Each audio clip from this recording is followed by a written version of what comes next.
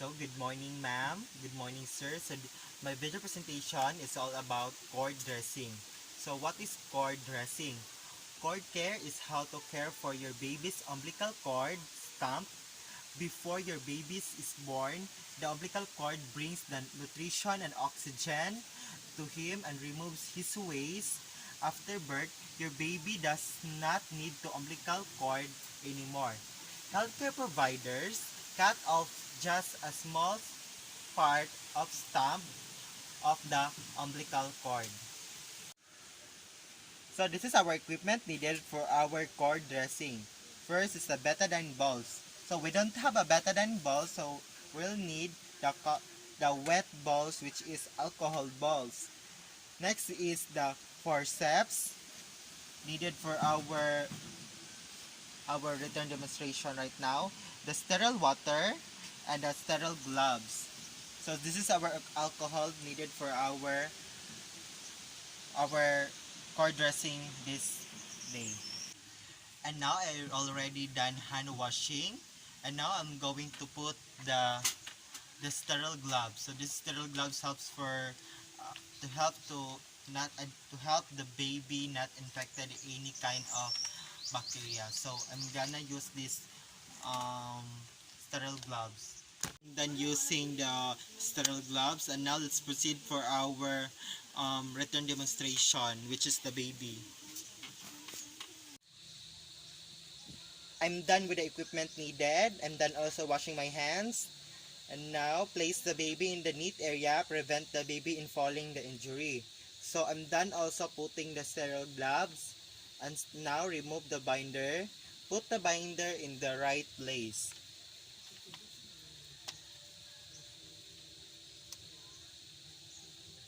Remove it gently so that the baby will not cry.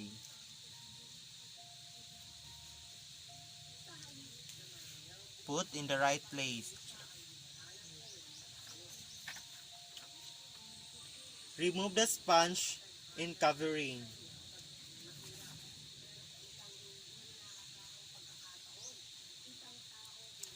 Use wet cotton balls.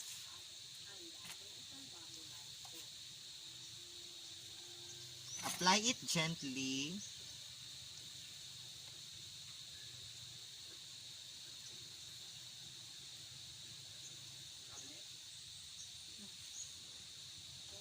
So, use another one.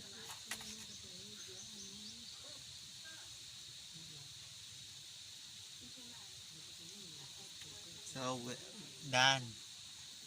Assess the appearance of the cord. So, we're going to check the appearance of the cord.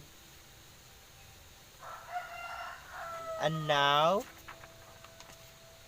check the discharge.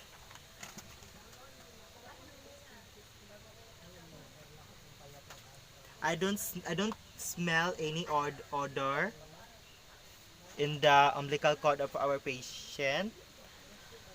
Use alcohol in the inner and outer. So we're gonna use the wet alcohol balls in the inner. So I'm gonna use this first step to clean the inner and also the outer.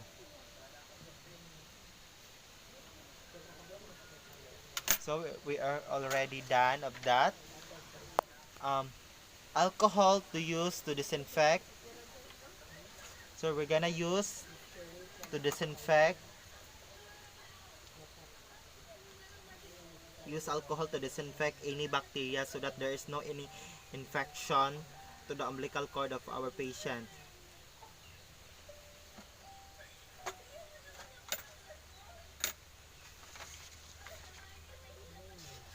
Clean the inner area, and this procedure is painless to the baby.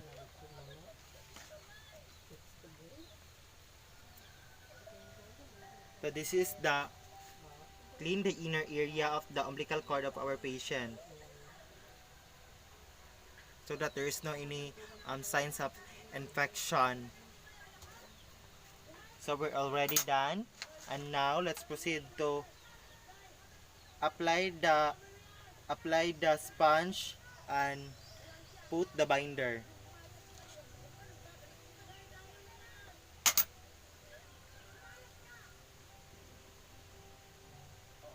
This is the sponge. Put the sponge so that it will help the baby um to to do not have any sign of infection. And now let's put the binder to the baby. Put it gently.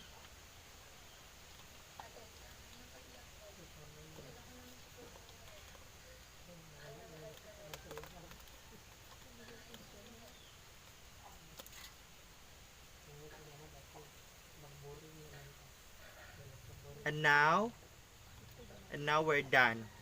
And after the demo, we're going to wash our hands and clean the area so that the area will use for the another patient.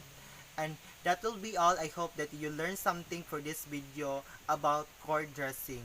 Thank you.